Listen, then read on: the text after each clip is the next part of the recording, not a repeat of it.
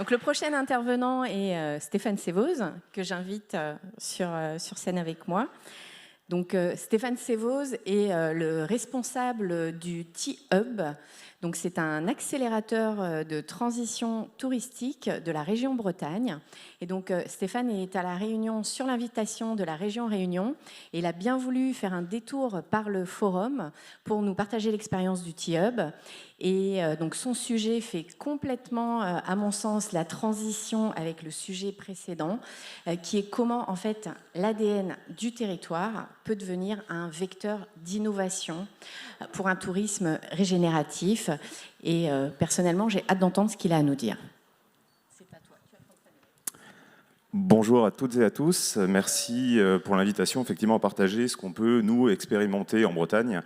Comme Jardine l'a dit, je suis Stéphane Sévoz, responsable du T-Hub de la région. Vous le voyez, je me suis habillé avec le dress code breton pour représenter un petit peu la région. Alors, aujourd'hui, on va parler d'identité comme vecteur d'innovation. Donc, vecteur d'innovation dans une logique aussi d'un tourisme ancré au territoire. Et avant de commencer un peu le propos et de rentrer un petit peu dans les détails, potentiellement un peu techniques, je vais vous partager quelques expériences qui nous ont amenés en fait à ce constat que l'identité devait être réinterrogée, réintégrée dans la manière d'imaginer nos développements touristiques. Il y a quelques années, j'ai travaillé dans le cadre de la coopération décentralisée au Togo et en fait j'ai rencontré un acteur qui aménageait en fait le territoire pour pouvoir recevoir du tourisme, de l'écotourisme.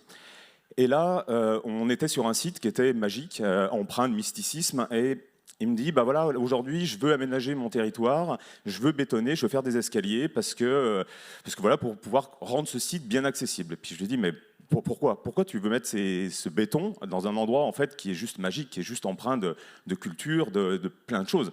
Et là, il me dit, parce qu'en fait, les touristes européens, ils ont ça chez eux.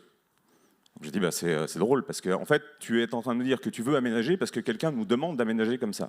Tu veux contraindre ta manière de voir le territoire parce que les touristes demandent ça. Donc, est-ce qu'on s'attache à ce que les touristes demandent ou est-ce qu'on développe quelque chose qui nous ressemble ? Deuxième exemple, avant de rejoindre la Bretagne, je travaillais au développement des stations de ski et de la même manière, je travaillais sur du repositionnement stratégique et là, j'étais dans une petite station, à Rèche-Beaufort, pour ne pas la citer, et on travaillait sur l'histoire du positionnement stratégique de cette destination et puis on s'intéressait un petit peu aux activités. Et puis là, en fait, on avait une station qui était une station village, donc station famille, voilà, le raccourci est souvent fait, et avec des gens qui, quelque part, travaillaient à essayer de poursuivre un modèle qu'ils pensait être bon pour le territoire, mais qui, en analysant un petit peu les valeurs des gens, semblait contraire en fait aux valeurs des gens et même à la configuration géographique de ce territoire même. C'est-à-dire qu'en fait, on avait une activité qui était emblématique sur ce territoire, on avait des gens qui faisaient du ski alpinisme. Donc le principe, prendre des skis, remonter les pentes et non pas les descendre. Quand on interrogeait les anciens du territoire, en fait, tout le monde nous parlait de l'acceptation de l'effort sur ce territoire, de dire, en fait, nous, on est la zone du Beaufort, le fromage Beaufort, on monte les vaches en alpage, etc. Et donc, en fait, on accepte quelque part cet effort-là, alors qu'en matière touristique, on faisait tout l'inverse. Cette activité n'était pas du tout acceptée. On arrivait donc à un constat, c'est qu'en fait, on avait un développement touristique qui était contraire aux valeurs du territoire. Donc, c'est un peu compliqué. Et donc, on s'est attaché à voir dans quelle mesure on pouvait transformer ça pour que cette activité corresponde à la valeur du territoire, pour que le territoire ne passe pas sur son identité au profit du profit. On a par ailleurs en matière de développement touristique une tendance depuis quelques années, depuis les années 70-80, à travailler sur la base de référentiels. C'est-à-dire qu'on a des référentiels qui nous disent comment on doit aménager nos territoires, comment on doit penser nos territoires. On a des référentiels qui nous disent comment on doit structurer la randonnée, etc. Alors que nos territoires, ils sont uniques. Ils sont le fruit de leur géologie, de leur géographie, de leur histoire humaine, sociale, politique. Ils sont tous uniques et en même temps, cette identité, elle est vivante.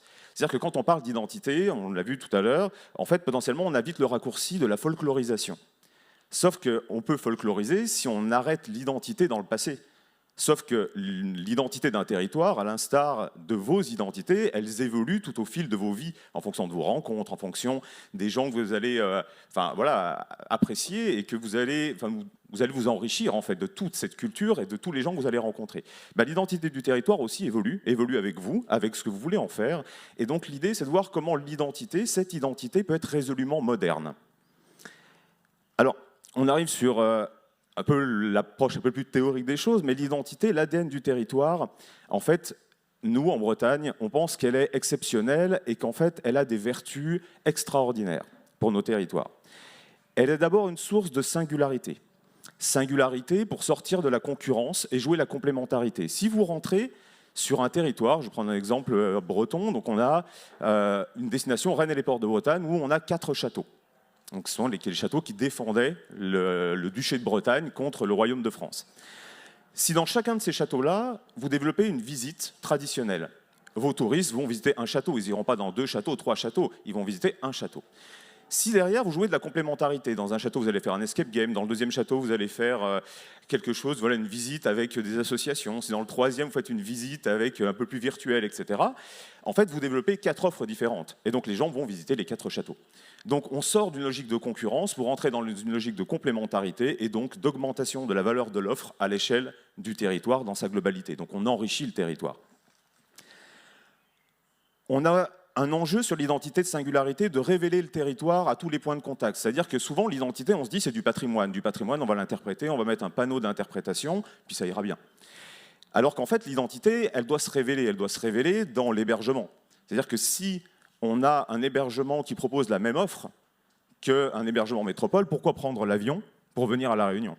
Si le mobilier de cet hôtel-là est du mobilier scandinave, on peut se poser la question de qu'est-ce qu'il fait là ? Qu'est-ce qu'il raconte du territoire ? On peut le retrouver dans la restauration. Je sais qu'il y a des dynamiques à La Réunion qui sont intéressantes et que nous, on partage sur voilà, ce design culinaire. Comment l'assiette révèle ce qu'est le territoire dans sa multiplicité, dans sa diversité. Parce qu'on a, effectivement, vous avez un territoire riche de plusieurs territoires, de plusieurs ensembles de territoires, donc c'est les ambiances de territoire voilà, qui sont travaillées par l'FRT, par l'IRT. Mais en fait, on peut se dire qu'au-delà de ça, la multiplicité de vos cultures augmente cette capacité à proposer des richesses. La question, c'est est-ce que dans les plats qui sont proposés aujourd'hui, est-ce qu'on peut aujourd'hui révéler toute cette diversité de cultures, de territoires, et comment on arrive à mettre ça en musique pour la valoriser ? On a un autre enjeu, c'est d'incarner l'imaginaire. Parce qu'en fait, l'identité, les communicants le font très très bien, d'utiliser cette identité pour communiquer. Mais derrière, quand on fait rêver les gens, quand on leur dit « vous allez vivre une expérience, l'île intense, etc. », comment ça se traduit justement dans les aménagements, dans les infrastructures, dans les offres de restauration, sans parler des produits touristiques qui vont être voilà, le fruit quelque part ou qui vont capitaliser sur ces aménagements, mais comment on va arriver en fait, à travailler, à intégrer cette diversité dans les aménagements pour révéler quelque part l'imaginaire et faire vivre une réelle expérience sur vos territoires. Je le disais tout à l'heure, sortir de l'uniformisation, parce que comment faire rêver sur la base d'aménagements qui sont uniformisés. L'identité et les sources de valeur ajoutée aussi. Si, je vais prendre un exemple, il y a quelques années, je discutais avec une sociologue qui se posait la question justement du prix des choses et notamment du prix des produits, donc du Beaufort en l'occurrence. Et là, on se disait, pourquoi est-ce que les gens sont prêts à mettre 40 € pour un bout de fromage, ça s'appelle le Beaufort, alors que le prix réel, c'est aux alentours de 20 €. Et en fait, c'est l'imaginaire. C'est-à-dire que l'imaginaire que vous allez faire vivre sur la base de ces aménagements, de ces équipements, de cette manière de penser le tourisme ancré sur votre territoire, va faire que quelque part, les gens vont être prêts à mettre le prix parce qu'ils vont incarner, ce produit va incarner un imaginaire d'un savoir-faire, d'un tour de main, de quelque chose qui appartient au territoire, d'un ailleurs qui fait déjà rêver avant même de partir.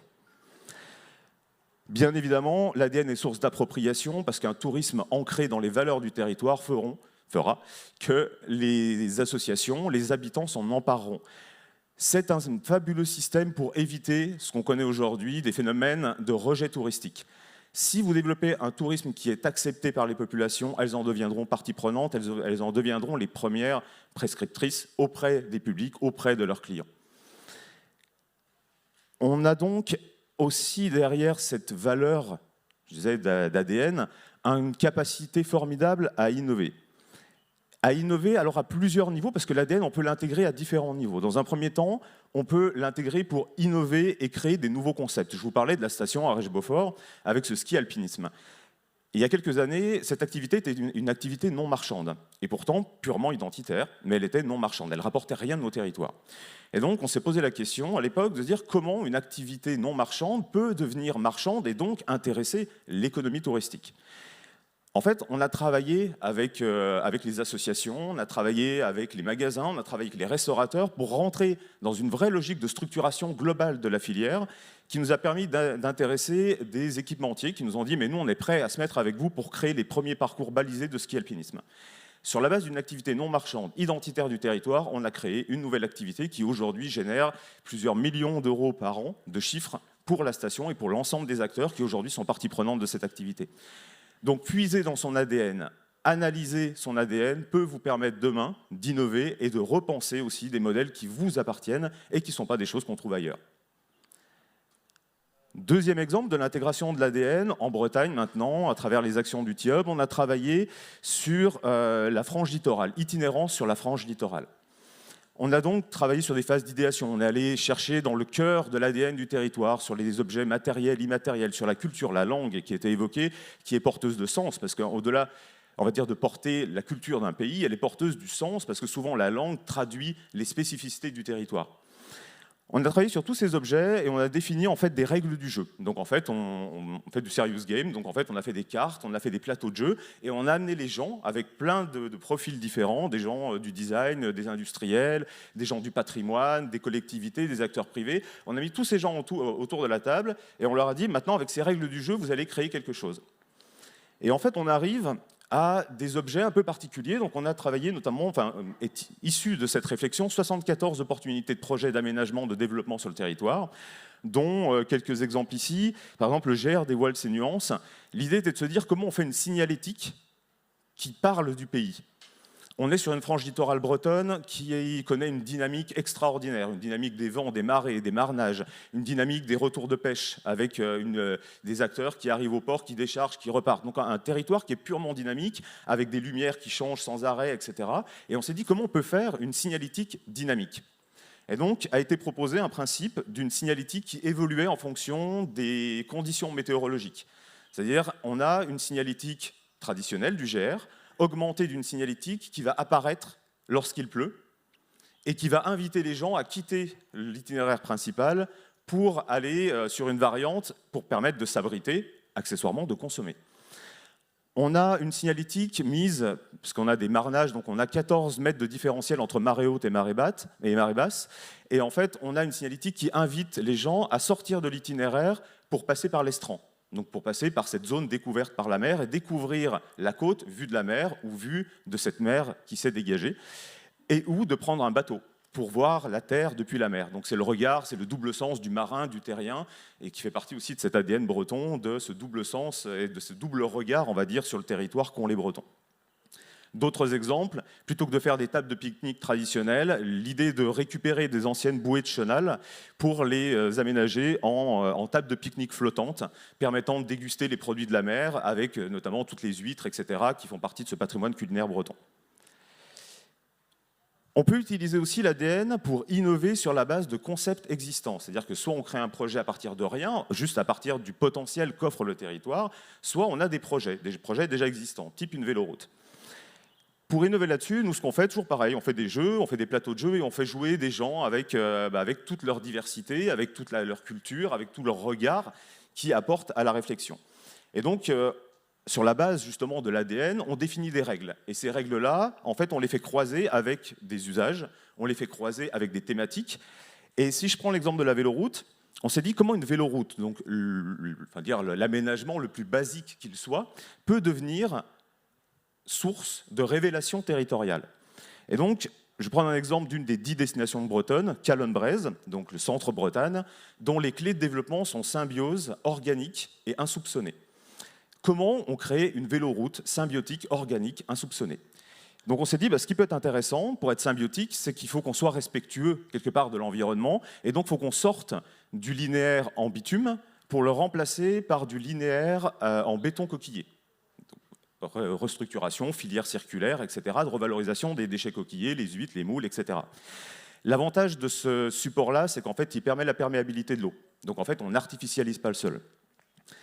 On s'est dit comment on éclaire les parties de véloroute. On va utiliser la bioluminescence, et donc on va travailler sur les organismes vivants, notamment les champignons et ou organismes marins, pour faire de la lumière, en plus avec cette ambiance un petit peu insoupçonnée qui participe à la magie d'une lumière bleutée qui va donner des reflets, etc.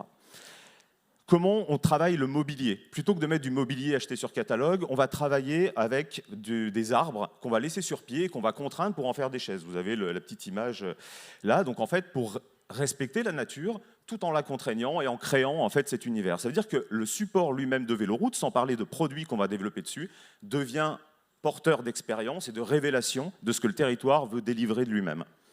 On a la même chose, autre exemple sur Rennes et les Portes de Bretagne. Rennes et les Portes de Bretagne, on est sur l'avant-garde, l'accessibilité. Donc avant-garde, je vous le disais, c'est les marches de Bretagne, donc c'était la garde historique de la Bretagne, et avant-garde parce que un centre de la technologie, notamment en matière de télécom, et de l'art contemporain.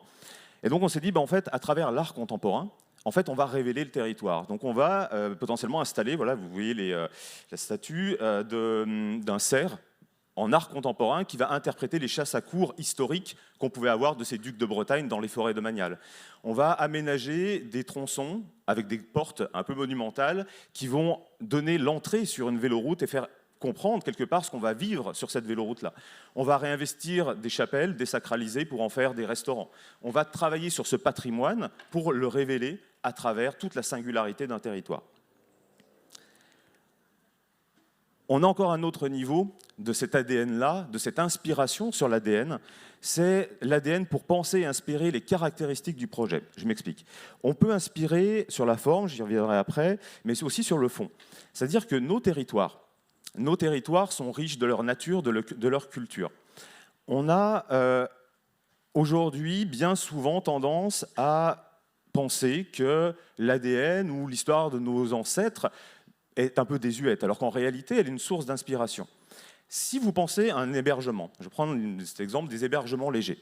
Un hébergement léger, potentiellement, c'est une passoire thermique. Quand on connaît les conditions météo complexes, on se dit aujourd'hui, voilà, on va mettre de la climatisation. Sauf que la climatisation, elle participe en fait à favoriser le réchauffement et donc elle utilise de l'énergie, etc., etc. En termes de durabilité, on n'est pas trop dans le bon.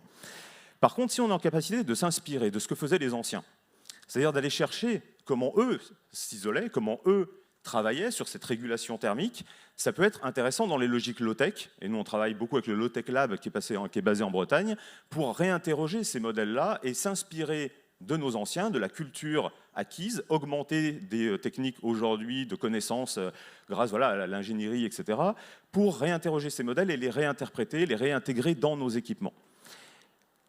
On a, au travers de ça, de cette identité à s'inspirer des cheminées à vent de l'Empire perse qui faisait déjà qu'avec juste des mouvements de convection d'air, une climatisation naturelle, on peut s'inspirer aussi des méthodes en tout cas en Bretagne, de l'utilisation des huîtres qui servaient en fait à isoler du sol, sachant qu'aujourd'hui on le voit, et c'est là où on doit casser un petit peu les codes et les silos, on voit qu'aujourd'hui, dans le monde de l'innovation, on a des startups qui nous travaillent sur les coquilles d'huîtres pour créer des peintures qui reflètent 60% du rayonnement solaire et diminuent l'utilisation de 40% de la clim. Donc, une startup qui s'appelle Coolroof. Donc en fait, on s'aperçoit qu'en allant chercher dans l'identité du territoire, dans le passé, en fait, on est en capacité de trouver des solutions pour penser les solutions d'avenir. On s'inspire aussi de la bio-inspiration. Dans l'équipe, on a une biomiméticienne pour se dire, au-delà de l'identité du territoire, de son histoire, de sa culture, on peut s'inspirer du vivant. Et vous, à La Réunion, j'ai envie de dire, vous êtes un laboratoire énorme avec tout le patrimoine naturel que vous avez pour vous inspirer de ce vivant-là. Un exemple aussi, si on prend en Bretagne les landes à bruyère, la bruyère, elle a une caractéristique, c'est qu'en fait, elle est en coussinet et en fait, elle offre naturellement des conditions de régulation thermique et des vents qui sont assez intéressantes. Donc, comment on peut s'inspirer quelque part de ces formes naturelles pour créer les hébergements légers de demain qui seront beaucoup plus performants et beaucoup plus intéressants. Si maintenant je fais un focus sur la forme, donc la forme, c'est un peu ça, c'est passer de ces yourtes là qu'on voit un peu fleurir de partout, hébergement atypique, à ce que vous voyez en bas, qui est une caloge, qui est un principe historique d'hébergement, ou tout du moins d'abri des marins, quand ils partaient en pêche. C'est-à-dire qu'en fait, ils retournaient leur bateau et ils se mettaient dessous. Et donc, en fait, on a un designer breton qui a travaillé sur cette caloge un peu moderne, en disant on peut travailler sur un hébergement léger, qui reprennent les codes et identités du territoire sur sa forme. Donc voilà, avec quelque chose de résolument moderne. On n'est pas dans l'injonction à l'archaïsme, dans quelque chose qui fait un peu ancien et qui n'aurait pas de sens, mais on réinterprète bien l'ADN de notre territoire pour en faire quelque chose de moderne. Des carnets d'inspiration sur la base justement des univers, des ambiances de destination, si on transpose au travail qui a été réalisé à La Réunion. Vous avez en haut, par exemple, là on est sur la destination Brest-Terre-Océane, donc la pointe extrême de la Bretagne, qui se caractérise par force et protection. Force des éléments, des tempêtes, force de ces paysages, de ces côtes déchirées, et protection de la rade de Brest où les bateaux viennent s'abriter quand il y a du grain. Et donc, en fait, on a aussi cette force et cette protection du patrimoine militaire. Donc, en fait, on a repris les codes pour inspirer les acteurs du tourisme et que demain, on ait des hôteliers, on ait des hébergeurs, on ait des restaurateurs qui s'inspirent de ces éléments-là pour repenser un peu la décoration ou la manière de penser leur projet de développement. Et donc, on va retrouver le béton brut, celui de ce patrimoine militaire du mur de l'Atlantique, avec derrière, on a une designeuse qui a travaillé sur des gros coussins qui matérialisent ces vagues et qui font cette protection, ce confort. Et donc, à travers ça, on a la traduction de l'ADN dans nos hébergements, de la même manière qu'on a les mondes sous-marins, donc en fait avec des aquariums qui sont des vraies fenêtres qui donnent l'impression d'être sous la mer, parce qu'en fait le patrimoine sous-marin de cette destination est énorme, c'est là où on retrouve la plupart aussi des épaves, et donc avec tous les mystères et tout ce que ça peut véhiculer comme imaginaire. D'autres exemples, Quimper-Cornouailles, où on va reprendre des codes de la broderie et autres. Enfin, j'en terminerai par ça, on a aussi à travailler, au-delà des espaces, des aménagements, sur les carnets culinaires, c'est-à-dire sur l'alimentation, et ça parle à tout le monde, dès qu'on parle de bouffe, j'ai envie de dire, tout le monde est inspiré, et de la même manière, comment, au-delà des plats qu'on va préparer, de cette transmission, on va dire des savoir-faire, des tours de main, on est capable de réinventer ça pour intéresser notamment aussi les jeunes qui aujourd'hui se déconnectent parfois de ce patrimoine culinaire ou de ces choses qui paraissent un peu trop anciennes. Donc l'idée, c'est de travailler sur du design culinaire et de se dire comment, dans la forme comme dans le fond de ces plats, on peut reprendre des éléments du patrimoine de nos territoires. Donc là, vous êêtes sur Bretagne Sud, Golfe du Morbihan, où on a les alignements de Carnac, les menhirs, etc. Et donc on a des traductions sur le beurre, sur les modes de beurre en forme de menhir, etc. Calonne-Braise, que je vous évoquais tout à l'heure, où on va retrouver cette symbiose. Donc vous avez un galet, mais dessus, le deuxième galet, c'est quelque chose qui se mange. Et donc l'idée, c'est de donner à voir, à comprendre et à manger le territoire pour aussi interpeller à travers la restauration les gens et les inviter à aller visiter le territoire et à aller découvrir quelque part la matérialisation physique de ce qu'ils auront dans leur assiette. On va retrouver en diversité sur Rennes et les Portes de Bretagne les maisons à pans de bois. Vous avez le Mikado qui reprend ces éléments-là. Ce sont des éléments assez simples, quelque part à décliner, mais qui permettent une invitation au voyage sur le territoire par les sens. D'autres exemples. Pour terminer, on vient de parler d'ADN.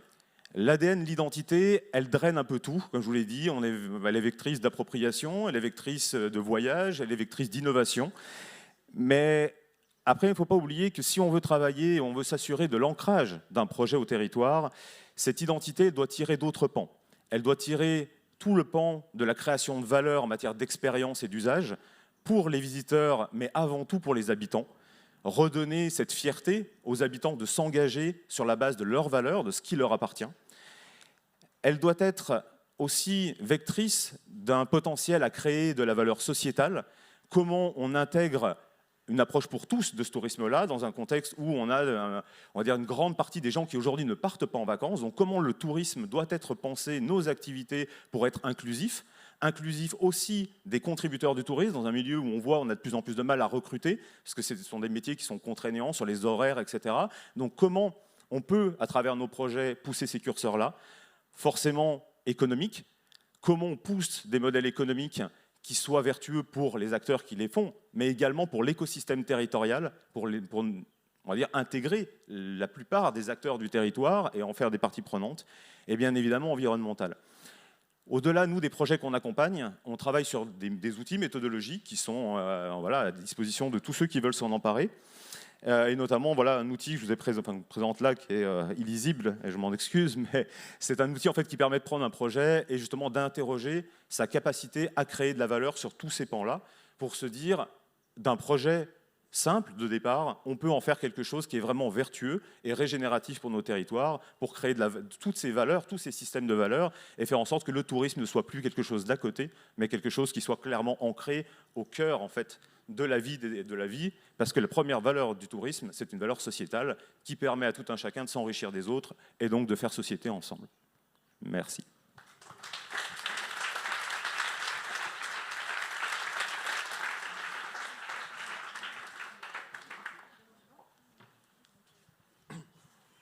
merci.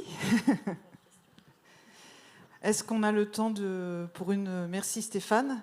Est-ce qu'on a le temps de remercier la région, hein, Réunion qui, je crois, qui s'est chargée aussi à la fierté de la présence de Stéphane. Est-ce qu'on a une question dans la salle pour Stéphane? Moi, je voulais savoir justement votre présence ici à la Réunion. Vous travaillez sur quoi avec la FRT en ce moment?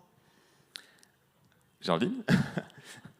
En fait, il y a un petit réseau en France, c'est-à-dire que depuis pas mal d'années, on parle beaucoup de communication, on parle beaucoup, il y a des réseaux autour de la communication, on parle beaucoup moins de développement. Donc toute la structuration, avant même tout ce qui est produit, mais c'est toute la structuration du territoire, des aménagements, etc. Et il y a un petit réseau qui se structure en France autour de ces sujets-là. Et du coup, on a le plaisir de partager aussi avec la FRT sur ces sujets-là pour inspirer, encore une fois, les modèles qu'on peut avoir, les différents labs qui existent en France. Hein, il y a que quelques labs territoriaux d'innovation touristique. En fait, ils ont tous leur modèle qui est différent parce qu'en fait, encore une fois, nos modèles sont indexés sur notre identité. C'est-à-dire que nos modèles ne sont pas duplicables, ils sont adaptables. Et donc, on est sur du partage d'expériences. Effectivement, aujourd'hui, la Réunion est en train de travailler à la structuration d'un lab touristique, donc en lien avec la région. Et donc l'idée, c'est de pouvoir partager, pouvoir assurer ce transfert aussi, nous en tout cas, de nos méthodes, et voir en fait ce qui peut inspirer pour que la Réunion crée son propre modèle de lab. Donc voilà, c'est vraiment dans la logique d'échange et de partenariat interterritoriaux. Très bien, merci. Merci beaucoup Stéphane.